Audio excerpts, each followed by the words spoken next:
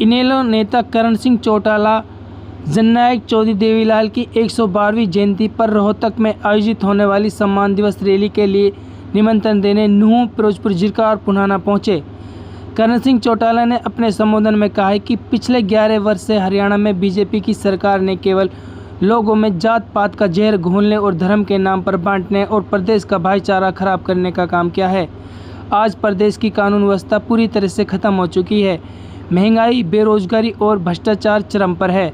इससे पहले बीजेपी और जेजेपी की गठबंधन सरकार में शराब, गेहूं, धान और रजिस्ट्री के बड़े घोटाले हुए। सिंह चौटाला ने कहा है कि आप देखना 25 सितंबर लाखों लोग चौधरी देवीलाल जी के जन्म दिवस पर रोहतक की अनाज मंडी में इकट्ठा होंगे।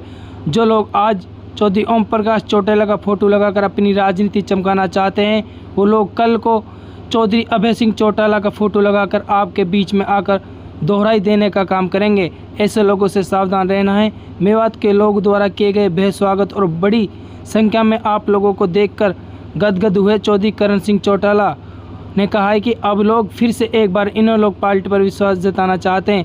आइए सुनिए करण सिंह चौटाला के विचार। आज तीसरा दिन है नूंह जिले में और तीनों हलके कवर हो चुके हैं। बहुत प्रेम, प्यार, आशीर्वाद मिल रहा है और सभी लोगों में इस रैली को लेकर के, सम्मान दिवस को लेकर के बहुत ज्यादा उत्साह है और लोगों ने इस बात का विश्वास दिलाया कि ज्यादा से ज्यादा संख्या में रोहतक पहुंचने का काम करेंगे। देखिए, हमने तो हमेशा, चाहे वो चौधरी देवीलाल जी का समय रहा, चाहे चौधरी ओम प्रकाश चौटाला जी का समय रहा, उन्होंने हमेशा यही प्रयास करे कि कैसे मैं इस इलाके में ज्यादा से ज्यादा काम कर सकूं। और पिछले 10 साल कांग्रेस के निकल गए, 10 बीजेपी के निकल गए। इस इलाके में बहुत ज्यादा पिछड़ापन है और खास तौर पर जो नौजवान पीढ़ी है, क्योंकि वो एक तो कम पढ़े लिखे बच्चे हैं, उनके साथ नौकरियों को लेकर के भेदभाव हो रहा है।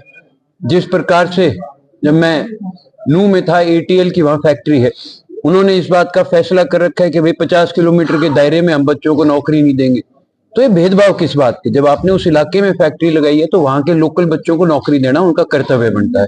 आपको इस चीज में ध्यान देना चाहिए और मैंने तो उन बच्चों से वायदा भी करा है, उन साथियों से वहां वायदा करा है, इंडियन नेशनल लोकदल की सरकार बनने पर उनको उनका हक दिलवाएंगे और ज्यादा से ज्यादा नौकरियां किस तरह उन तक मुहैया करा सके उस पर प्रयास करेंगे। इस तारीख के लिए सभी जनता से एक ही निवेदन है कि भाई ज्यादा से ज्यादा संख्या में रोहतक पहुंच करके जननायक चौधरी देवीलाल जी को श्रद्धा सुमन अर्पित करें, चौधरी ओम प्रकाश चौटाला जी को पुष्प अर्पित करें। बहुत बहुत